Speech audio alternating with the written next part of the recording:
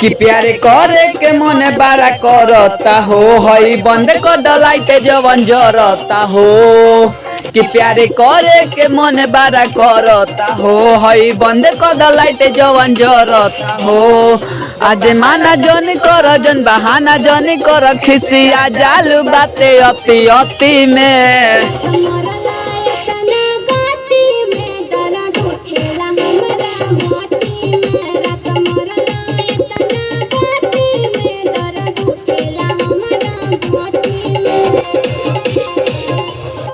हमारा से रानी तू करावे लूनी होला हो।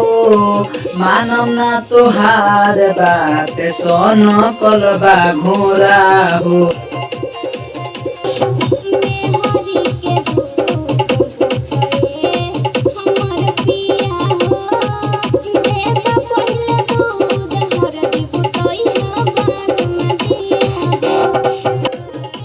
काहे करेलु जिदी हई करे तो हई विधि जान भइल बताहरा का मोती में।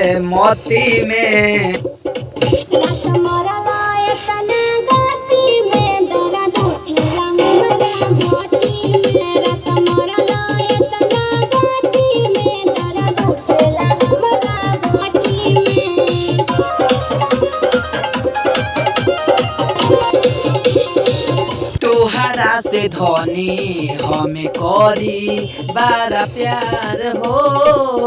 छुअला पका है तू करेलु होइने कार हो।